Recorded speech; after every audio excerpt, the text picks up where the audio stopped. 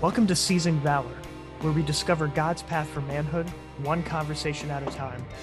I'm Joe. I'm Josh. And I'm Zach. All right. All right, Here we fellas. are, guys. You've got questions? Episode 3. You're Seizing Valor. What podcast is that? I've never heard it. I got flashbacks from that just now when you said I'm Josh. Yeah, right. I know that's what. Yeah, And then within me, it was ingrained. I was gonna say it. And then he heard, and I'm Zach, and I was like, oh wait, no, that's not the same. It came back. So that guy wasn't there. Just went into a trance. Today we're going to be talking about mentors and what it means to be an effective mentor and mentee. Dementors. Yes, Dementors. You The know. worst thing about prison was the Dementors. They The Dementors. were flying all over the place and they were scary. But And like, then they I'd come never down. be happy again. Last I checked, we are guys that never went to prison. So I think it's a good time to actually talk about who we are, because I feel like we haven't actually mentioned that in the first 2 episodes. Yeah, we've gotten a few requests from some people who have listened that said kind of like, hey, maybe you guys should explain a little bit who we are, which I feel like we should have thought of that in the first 2 And episodes. who are we? And we apologize to everyone about that. And we thank anyone who's been listening to us like blindly, just been like, oh, there's 3 guys that talk about stuff. And that's nice. And I like their voices. But yeah, maybe maybe we should all talk about a little bit about ourselves and then kind of us as a group and how we met. And I think Joe wants to go first. Hi. yes, Joe does want to go first. Joseph. Okay, so I have been a Christian. Well, I was saved probably back in 2014, and I'm going to go more into this later. But Josh and Zach were effective mentors into my spiritual journey. I'd been Catholic all of my life. Just that's how I was raised. Had a little bit of a falling out in my faith back in high school, and then came back to it with the help of course, a group of community back in college, and that includes Zach and Josh. What I do currently is I am a teacher for inner city students, but also I play on worship team at my church in the Northeast. Anything else, fellas? It's your Yeah, story. what's your favorite color? My favorite color is What blue. What's your favorite? Who are you wearing? What am I wearing? I Who don't are know. you This- wearing? This Yeah, is kind who? of this. What's your favorite way to have potatoes? Oh, Let's go. probably sweet potatoes in the air fryer. Well, hey, no, back up. Sweet potatoes is technically not a potato. We're not talking about real potatoes I here. said okay? potatoes. Any Yeah, potato, potatoes. Okay, what's your favorite way to have those potatoes? yeah. Air fryer. Or actually, no. Air fryer, So like roasted. like roast. Are you talking French Essentially. fries, tater tots? Like what? Oh, I'm just talking regular old baked potato Oh, regular old baked potato. Boo. with butter and sour cream, maybe occasionally if I'm feeling The daring, minimalist potato eater. with a little pepper. Joe's like, I just Alright. put it in the microwave for 3 minutes and just eat it whole. You know, that's actually Yeah, it's whoa. a pretty You know ghetto- what? I don't even cook it. I just eat it like an apple. well, I will not trash that method. I was introduced that by my sister. It's a pretty trash method, but if you tried it, it's actually a lot more efficient. To wrap it up in a wet paper towel, put it into the microwave for like 4 or 5 minutes. Oh, he is talking about the microwave method. Okay. And then- I thought and you said then- whole.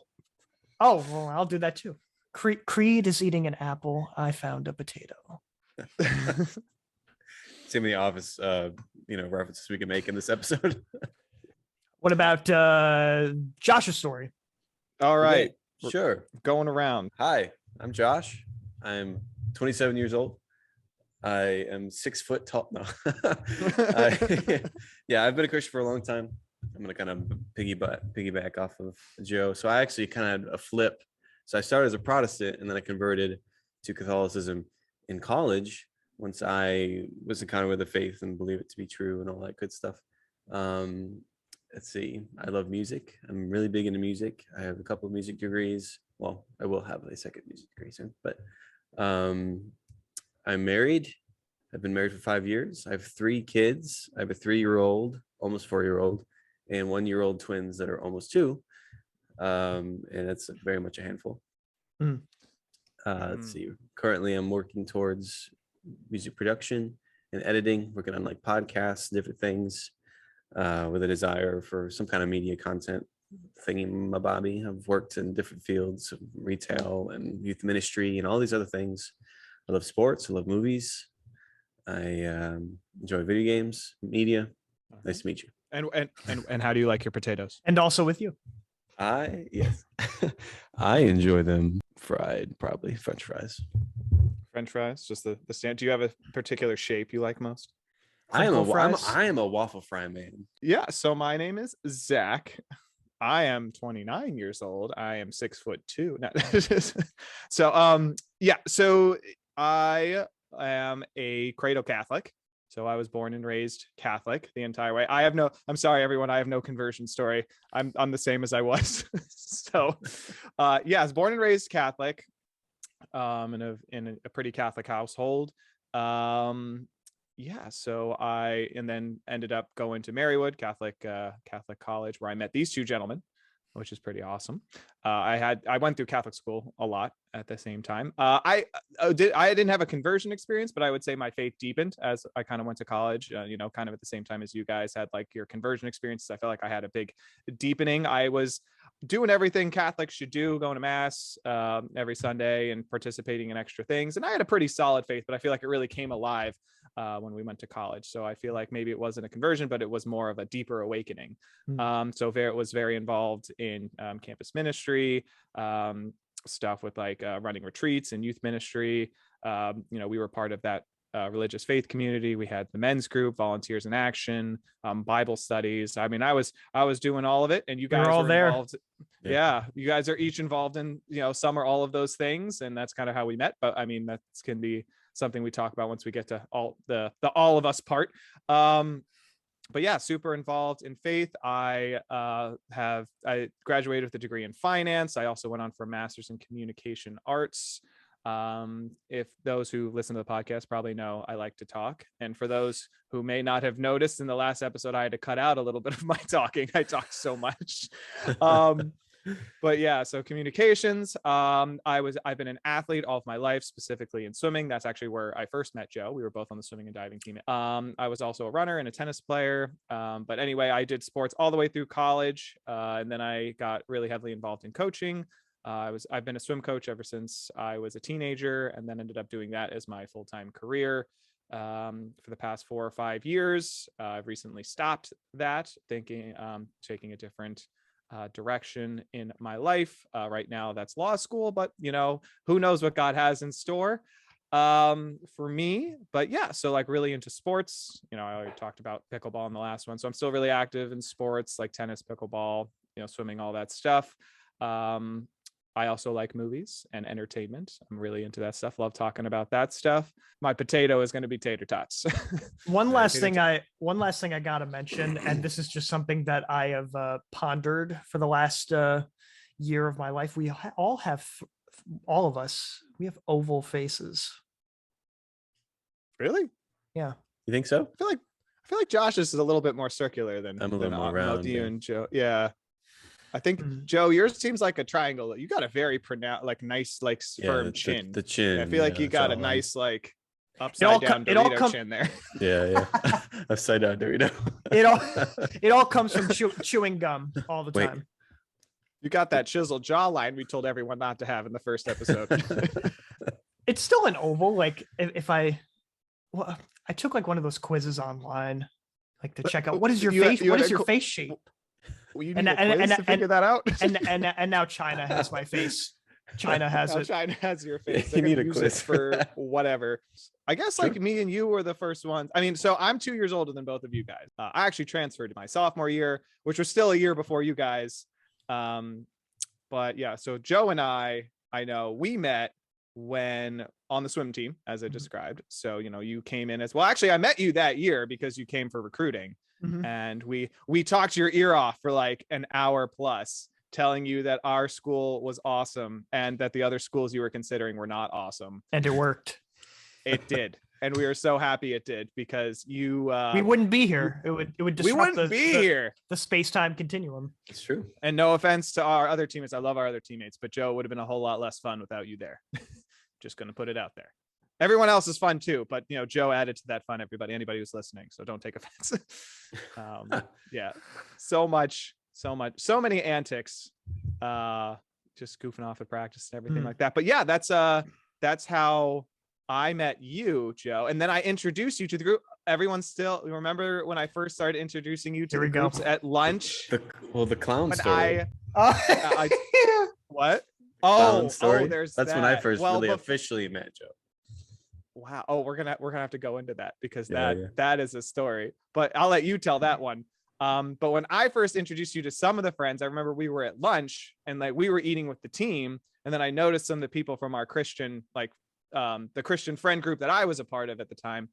And I decided to introduce, like, bring two worlds together. Yeah. And I'm like, literally. I'm gonna introduce this guy to my friends. So I come up to, I think it was just a group of the girls.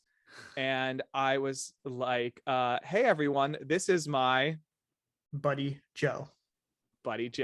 And so from then on, Every he was known as Buddy my Joe. in that whole group of people, in their contacts on my phone, I guarantee you my name is still Buddy Joe. Buddy Joe. Yeah, on my phone, you're Buddy Joe. Oh my gosh, really? yeah. Love it. Well, all right. Well, then, Josh, you want to describe your encounter with Joe? Yeah. Then? Well, Joe, I knew of you because you were in we shared the same hallway our freshman year. Yep. But I don't think we ever like officially met each other until sophomore year. Yes. Right? Which is the clown story was when we all were chilling in Big House, which is the Christian living community. And yeah, it's a quad. Yeah, the quad room. You just kind of go over there and hang out. Well, it was a whole hallway. Yep. Yes. Yeah. So every now and again, we would hang out together, and we would all get together, whatever, watch stuff and blah blah. Shoot the stuff. One day, I remember it was you guys. We had everyone in there. It was probably a good 20-25 people in there. Yeah, they were. I think I told you to come over and check this out. But yeah. Continue. Sorry. Yeah, but then Joe tells this amazing story or joke, right?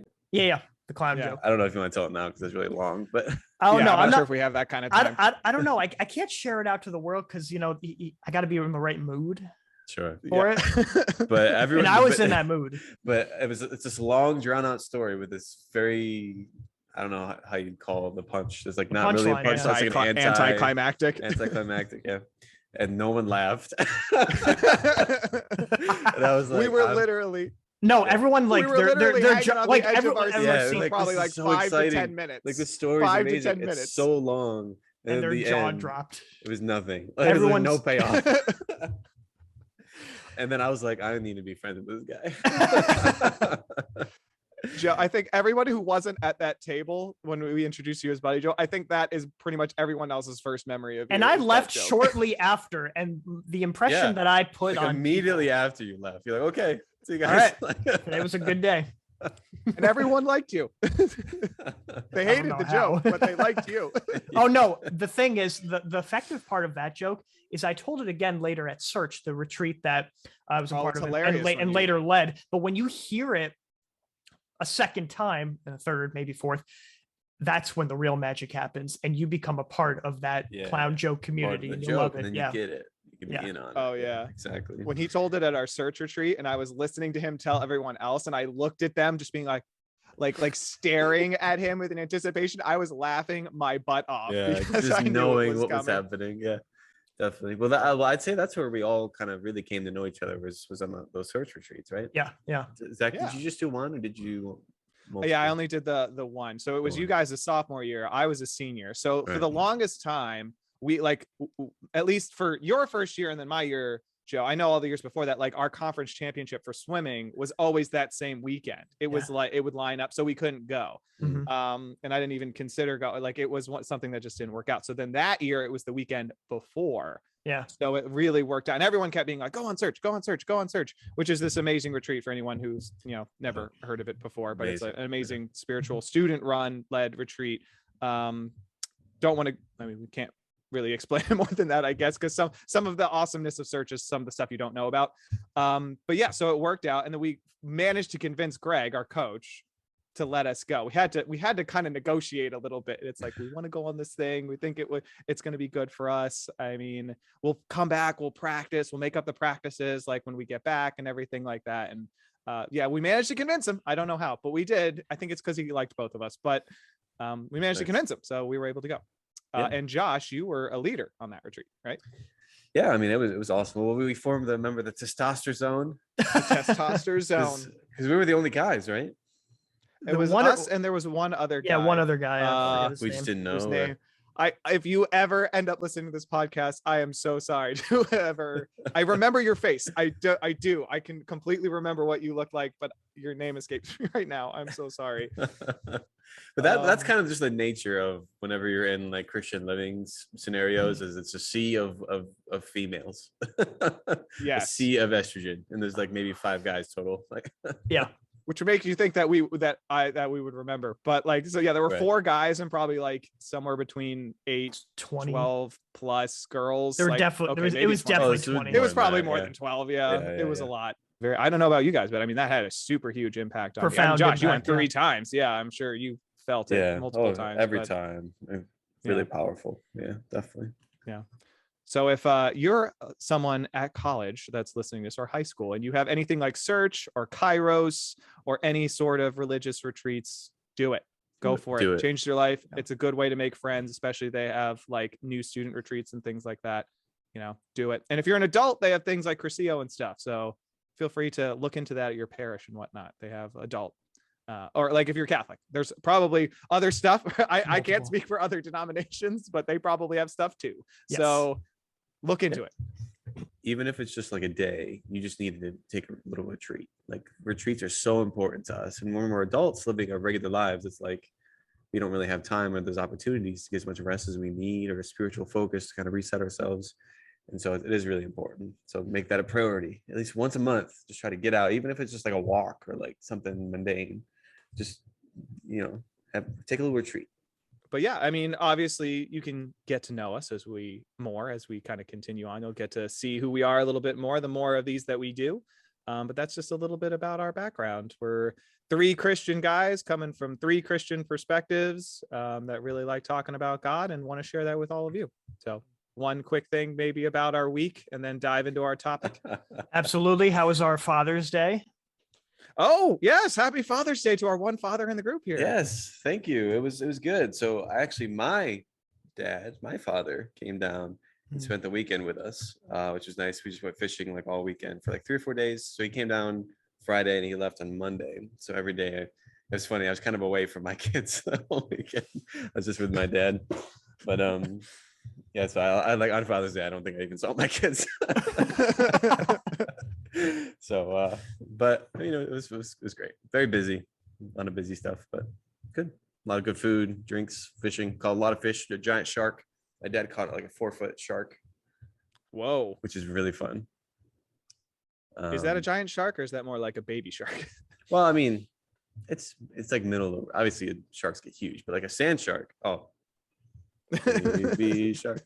It's more like a grandpa shark now. Yeah. Yeah, so it was good. Thank you, fellas. Did you guys treat your dads? I absolutely did. I took my parents out. Where did we go to? Went to a diner, but it's like a really like classy diner. But before that, we saw Top Gun Maverick. I just And watched it for the second time last night. I'm seeing it on Friday my again. It's so good. Yeah. I told all of you. Phenomenal. Didn't you say it was something next to a spiritual experience? Not a spiritual experience, but Yes. something next to. Yes. It was a spiritual high octane I concur. awakening.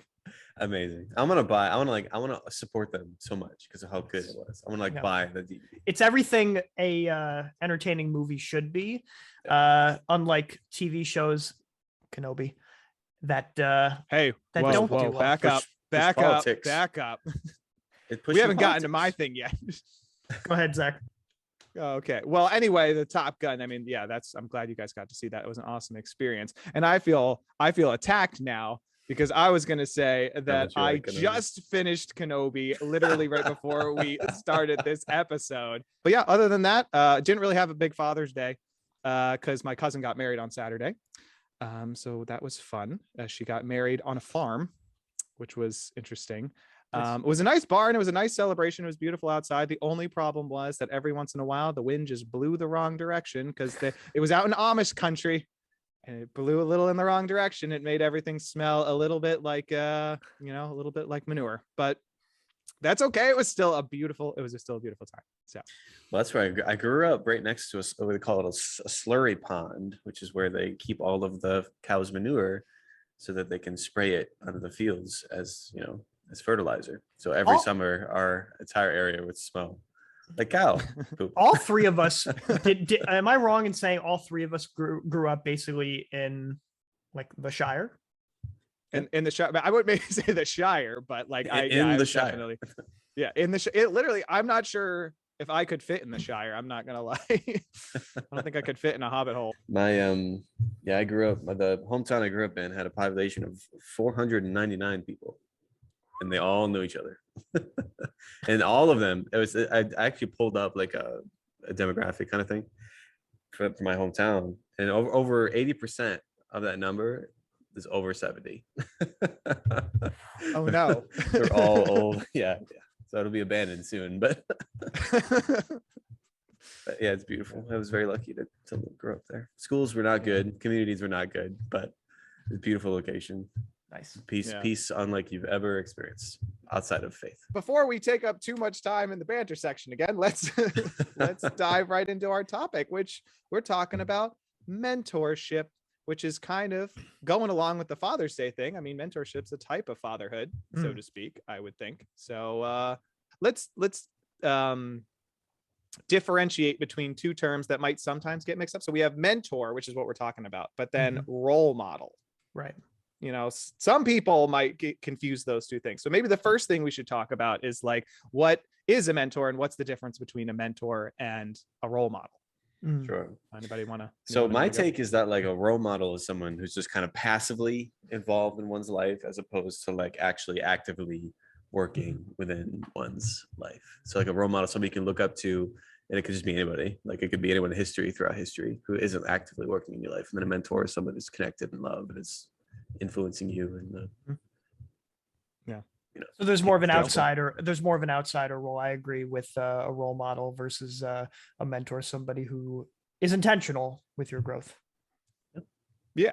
There's like almost like in a mentorship, there's an agreement like between like a mentor and a mentee of like agreeing to have this relationship, almost a covenant, a nice little biblical term that we can go into at a later time. But this agreement between these two, like you agree to be a mentor, they agree to be a mentee, and you're aware of this relationship. Whereas a role model, like, I mean, you don't need someone's permission to have them as a role model. Like you can look up, as we said, a role model can be anyone. You could know them or not know them. They could be alive or dead. Like they could literally not exist. It could be a fictional character. So role models are passive. So like role models, you don't need their permission. They don't need to be aware that you're seeing them as a role model. That type of thing. So like there's a role model is, as you guys said, something passive, something distant, something that's not personal. Whereas a mentorship is definitely more of a relationship based experience. So like teach. Well, it's a teaching thing. Yes. So mentors and why do you guys think it's important for us to have mentors, like especially in our day and age right now? Well, it's just like an intimate teacher, right? So the whole concept of looking at life, and oftentimes we don't know what to do. There's scenarios that are really difficult. We have these different boundaries and barricades that kind of make life hard, and sometimes it's good to have someone who's been through those things or can give us tips and learn from other people's mistakes, because you're not going to be the one that can make them all yourself. Right Or someone who has made bad, not bad decisions, but big mistakes that they learn from, who then can say, hey, this is what happened to me, maybe you should do that. And with that concept of making mistakes, in order to be an effective mentor, you don't have to be an expert on this thing that we call life. As long as you have a relationship with Christ, like you're well on your way and are living in a community and are growing with others, you can point them in the right direction to him. Yeah. I would say it's, especially right now, it's really important to have mentors, because in olden society, the way life would work, especially if you were a working man, is that your job was a trait that you usually learned from an older, wiser, more experienced person in that trade. A lot of the time it would be your father, like if there was a family business, but like you could also apprentice under someone else. So almost like Star Wars, Jedi or like a master and apprentice, someone who's passing on lessons to the next person, which is kind of what the mentorship thing is like master and apprentice. But like in your trade, then they would like take you under their wing. They would give you advice, and they would probably help you with more than just like your work stuff.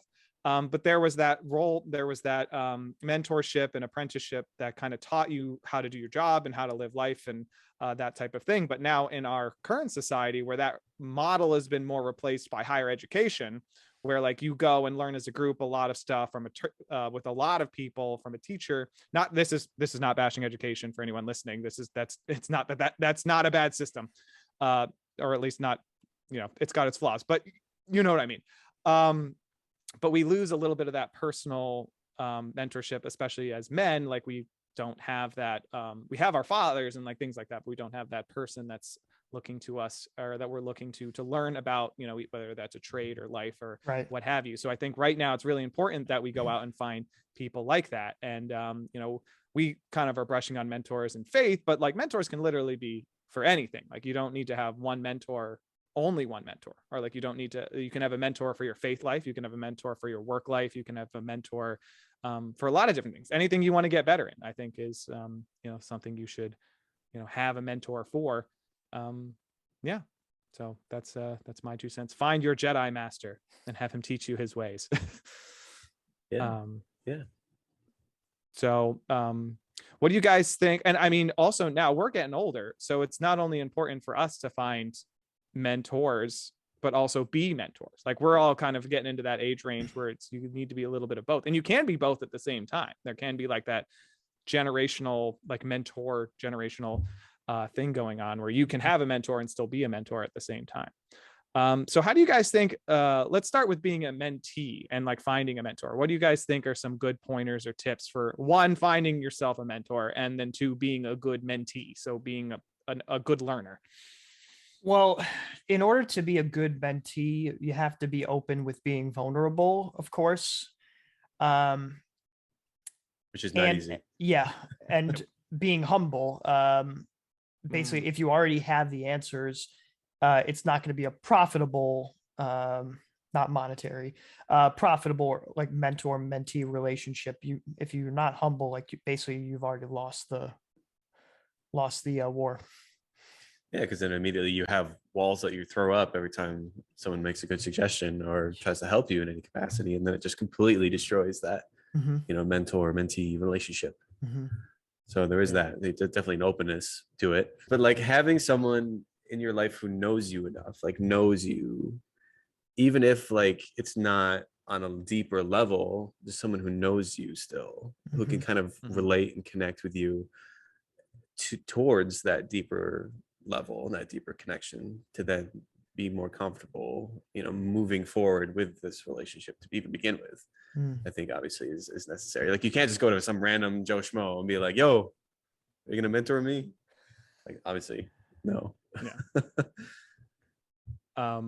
Yeah, I mean, going off of what Joe said, I think that idea, as being a former coach or an athletics coach, I would call the term coachable, but also you could say teachable. I know one really good word I heard, I don't remember, I read it in a book, like a spiritual direction book, but the idea is being docile is what they call it, docile or like moldable. So you need to be able to be willing to change. Like you need to be willing to do things differently. I know that was something I've struggled with, even in athletics.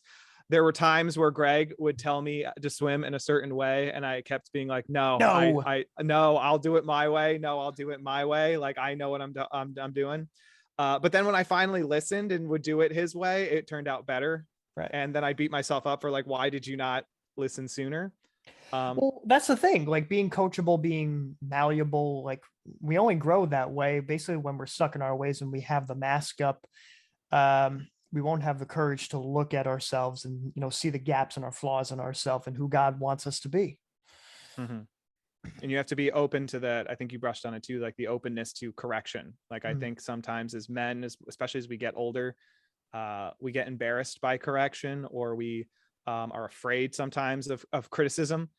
We think that, I don't know about you guys, but I feel that way. Like, I feel like, sometimes when I get criticized, it's like, it feels more like you did it wrong versus like they're just telling you how to do it better. But all sometimes I hear is like, you did it wrong. You did it wrong. Yeah. So you have to be willing and open to take that in. I'm trying to be better at that, but like willing to take in that critique and that criticism that is only there to help you, and be willing to do that differently. So yeah, I mean, that's some of the biggest things about being a mentee, and obviously that requires listening. That's another important skill. Learn to listen. You're the one who's being taught, not the teacher. But yeah, so I guess that's and then kind of like finding mentors. Did you guys, I mean, I know Josh, you said like find someone or that's someone who knows you well, but any other things we want to say on that, on like ways that you think you can find a good mentor? Absolutely. Obviously attend church, of course. I think that's a given. But more importantly, church events. You're not going to find your mentor, at the nightclub. If you're looking for that Christian mentor, at least, or at least if you go to a nightclub, your chances of finding a Christian mentor are much lower. But with that theme of church events, if you're getting up and immediately going to your car after service is over, you're really not going to find that mentor, plain and simple. So right. And I think for us as Catholics, for Zach and I especially, we have something called spiritual direction within the faith, which is like incredible. So every priest is actually supposed to be trained to be able to like sit with you and to mentor you in some kind of spiritual matter. And then also even just with life, like they can very much do that. I know for me, because I'm the type that's always like, no, I don't need therapy, I don't need all this, I don't need spiritual direction, I don't need that stuff. But then as soon as I like desperately needed to talk to someone, I broke down, I did it, and had an amazing time. And so it is worth it. It is definitely worth it. But yeah, something like that, like if you're a Catholic and you feel comfortable, go to a priest that and that they're good, and then ask them if they can hear some spiritual direction or give you some spiritual direction. Yeah. So like kind of going more in the general direction, going with what you said, Joe, is like put yourself in the environment of like what you're trying to do. If you're looking for a spiritual mentor, go to church, go to spiritual events. If you want a work mentor, put yourself like, obviously in the office or in your work environment, or, something similar to your work environment, go to conventions or something like that. Yeah, get involved. Get involved, and then look for the people who demonstrate like qualities that you respect and like, but also want to emulate. Like, so look at the people, like, don't rush into it, but like kind of observe and see who you think you would like to emulate or be like. And then, and then be brave and, ask. It's like, hey, would you be willing to be my mentor? Like, would you be willing to, and this doesn't necessarily need to, be scary for anyone. Like, you don't need to be like, oh my gosh, this is the, like it's not mentor forever. Like if things aren't working out, you can always switch and try a different mentor, and you're not getting married. So feel free to try things out. And this is not it's not even a relationship like that. You don't have to be like talking to your mentor every day. It's just someone that's there to guide you depending on what you want to do. So put yourself where you want to be, look for who you want to be, and then kind of just be brave and ask. Or especially in the work environment, other things, feel free to ask around people too. Like ask people and you trust, like, who do you think could be a good mentor for me? And then they can give you names and ideas as well. Things like priests and things like that can put stuff out there as well. I mean, they know the community pretty well if you're looking for a spiritual mentor, so they can give good recommendations, as Josh was saying. So yeah. So what about now being a mentor? Do you guys feel like, first of all, that you are a mentor to anybody?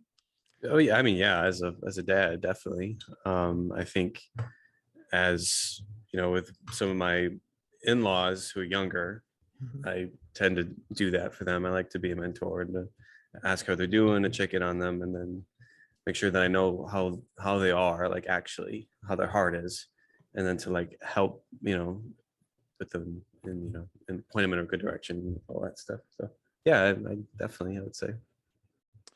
I mean, as a former coach, I felt like maybe even if, things weren't always like that official mentor relationship, whereas like this one person always comes back to you and asks advice. I mean, I definitely felt like I had a mentor like relationship with, I at least had a somewhat mentor relationship with all of my athletes.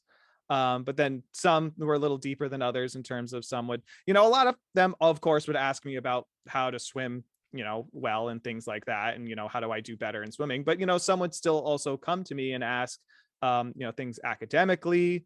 Some of them, were interested if they were interested in faith every once in a while, and they knew I was a guy of faith. So they asked, some things occasionally about that to me. I'd always be willing to, give advice if they asked for it. Some asked me career advice, things like that. So I'd be always willing to help in that regard. So I felt like a mentor in that responsibility. And as we mentioned, like mentorship is a form of fatherhood. And, we're all called to be mentors in that sense. Once again, it doesn't necessarily need to be that one-to-one super close, like master apprentice relationship.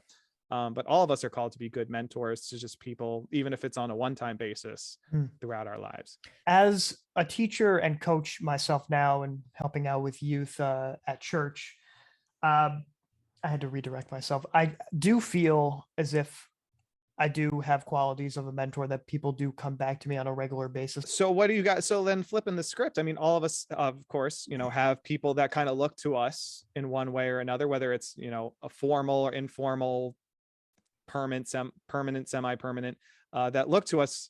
What do you guys think are some good tips then to be a good mentor? Like, what do you think it means to be a good mentor for anyone out there, especially the older people who might be listening? That's maybe as we grow older, we become more mentor, less mentee. So like, what do you think guys think are some good things to know as a mentor? Well, it's got to start from the heart. So first off, pray for the person and their growth and their relationship with Christ. As far as like interaction goes and interpersonal relationships, be willing to listen, be trustworthy. Of course, don't be talking behind their back of everything that they are vulnerable and are telling you, of course. Anything else, guys? I think just similar traits to being a mentee. I mean, you have to be humble as well. So I think oftentimes you want to like assert what you believe on someone, and sometimes that causes you not to listen. So you're listening, but then also being humble, knowing that maybe you don't have the correct response or the correct answer, but just being present is enough, I think. Yeah. I mean, I might have a few here as a former coach. I mean, this is something I've thought about a lot. But some things that I think make a good mentor. One, patience, because being a teacher requires a lot of patience. Some of us as teachers and mentors want things to be grasped or things to be done like immediate, like you say it and they do it, or you advise them and then like everything turns around for them. But that's not always the case. I mean, you're imperfect, they're imperfect. Like people don't adopt things like immediately all the time. So patience, I think, is a really big one. Especially if you're if you're mentoring younger people. I mean, you have to really be patient. And as we said, sometimes, mentees, as I said, like myself, they're not always super open. Sometimes they might fight you on occasion, even though they really do want your help in the end. Sometimes they might be hesitant. So you just got to be patient. You got to be patient, keep your cool, be there for them. Keep doing what you're doing. But yeah, make sure you be patient. It's okay to be vulnerable. I think as a mentor, I think you need to make sure that you open yourself up. I think if you try to put up too much of a facade of like overt amounts of strength and put togetherness, it might alienate your mentee a little bit. So it's good to look like you have a lot of things put together. It's something that they look up to, but you don't have to have everything put together, because if anything, you might think it's strong, but it also might be alienating. So you want your mentee to know that you're still a human person and that you still have struggles. And the more you allow yourself to open up, like the more they'll open themselves up. If you be vulnerable, they'll allow themselves to be taught a little bit more. So I think I think those are two things that are just really important. And just be purposeful with your mentorship, like really genuinely care about what you're saying and what you're doing, and genuinely care about the person you're mentoring. Lastly, I'll mention be inviting. So invite that Yes. person that you mentor to do things. A couple episodes ago, we mentioned a lot of men thrive on doing things, and that's where the real bonding and real awakening can occur for a person's spiritual growth. We're doing regular everyday things with them, even if it's going to get gas or something like that, because that's a thing now. People have to carpool. But also invite the person you mentor into your home or your dojo. You know, it shows them who you really are, but make sure you clean it first. Be vulnerable, but not that vulnerable. Yeah. So like, remember that mentorship is not just being a teacher, it's forming a relationship. So don't forget that part. And also don't live vicariously through your mentee. That's another thing. So you're Good not tip. living your life through your mentee. You know, they're living their own life. So be open to that. Be cognizant of what they want out of life and where they want to go. Don't necessarily always force all of your stuff on them, or they have to do everything exactly the way you did. So kind of be open, see what their goals in life are, and then tailor your advice and your direction towards that. So don't, once again, try to live your life better through them or whatever. And also be humble enough to recognize that eventually your mentee will surpass you. Like eventually the student becomes the master, so to speak. And I think some guys get afraid of that. They, you know, the mentorship gives them that affirmation of like importance. And then, you know, if the mentee gets beyond them, they kind of lose that. But don't be afraid of that. That's your end goal. Your end goal is for your mentee to surpass you. Yeah, it's like a And father who become the wants mentor. their son to be better than them. Absolutely. Yeah. Some examples, maybe. Joe, you got Yeah, first off, I obviously got to throw Zach and Josh into the mix because, like we said with our backgrounds, both of you guys were instrumental in me being saved back in 2014. Because I remember mentioning that my faith had taken a turn back in high school. When going into college, that's how it worked. You know, starting off in men's group in college, VI, Volunteers in Action, and Search, of course, for retreat. Both of these guys right here are strong and persistent, have a heart out for God, and they share their faith with others, of course, and continue to spend their time with them. The last one I'll mention too is my worship leader, Dan. Obviously, he is a teacher right out of the box, but what sets him apart is he cultivates a teaching and humble, coachable spirit. Another thing he has is vulnerability. If you struggle with a particular story, which that creates bonding between mentor and mentee, and that helps the person you mentor. They can be honest with you. You know, a mentor, what I've noticed when thinking about this, they don't have to have all the answers in life. Mentors don't, nor do I. You know, that's the interesting thing from mentor and mentee. Nobody has to be perfect to be an effective model. I'll reiterate. Yeah. And brushing quickly on what you said about us there, Joe, some advice for our listeners is like, your mentor does not necessarily have to be older than you. They just have to be more experienced than you. Mm-hmm. So like, it's okay to have like a mentor that might be a little younger than you, or maybe the same age as you, except they're more experienced in the area that you want to get into. This is not about age. Obviously, if you want a mentor for life, obviously being older means you have more experience with life then, but like for faith or like work or any other thing you want to get involved in, like it's okay to have someone that's maybe closer to your age or like younger than you, as long as they are more experienced. Definitely. So for myself, I mean it sounds like a typical answer, but I mean, I'm going to still throw out my dad, my father. I think he is a mentor in a lot of ways to me in terms of like how to you know, just be a good man. He's always been super self-sacrificing. And he always puts myself and my siblings and my mother first before himself. He's very much in the vein of Saint Joseph. He doesn't talk a whole lot, but he does. Like he walks the walk. I say that he walks the talk. So he doesn't even talk the talk. He just walks the talk. That's cool. So he's a strong but silent but very caring individual. He's, you know, gone through some tough stuff. He's endured some tough stuff in terms of like jobs and things like that, but he did it. He sojourned on because he was putting our family first, and I really respect that about my dad. And he knows a lot about life. He's been around the block, and you know, so I know I can always ask him, especially about professional stuff. You know, like what to do. He's always been there for, at least for me, like throughout all of my swimming experience. He was at my meets when I was a swimmer. He was at my meets when I was a coach. So he's really setting the example of what I feel like I want to be as a man. But outside of that, I also want to brush a little bit on Greg, who we've mentioned a few times already now, Greg Brown, our college swim coach. And I feel like Greg has always been a good example. I felt like he really cared about us and wasn't just our coach, but he cared about us as people. Definitely. And he definitely helped us along when we needed it, both in college and after college. I feel like he he helped me along in terms of my career.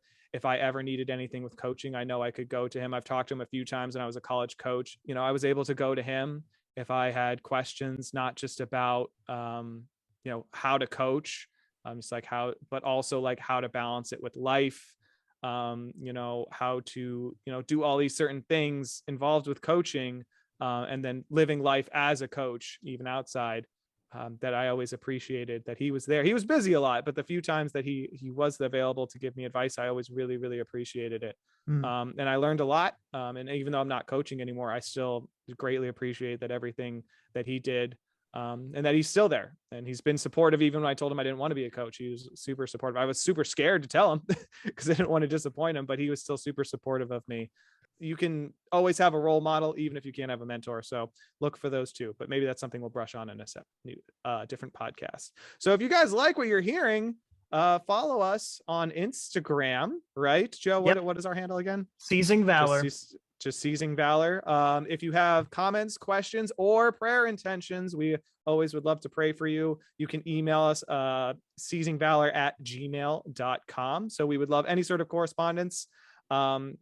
Yeah, so we would love to be able to interact with you guys. So connect with us in those two ways. If you like what you're hearing, share this podcast with other people. We are on Spotify and YouTube right now. Hopefully we'll be expanding that in the future. But for right now, either one of those platforms, please share the podcast with anyone you think could use it. We appreciate your support. Father, Son, Holy Spirit. Heavenly Father, thank you for today. Thank you for the blessings that you've given all of us here and all of us that are listening or watching. I just pray that you be with everyone and let us draw near to you.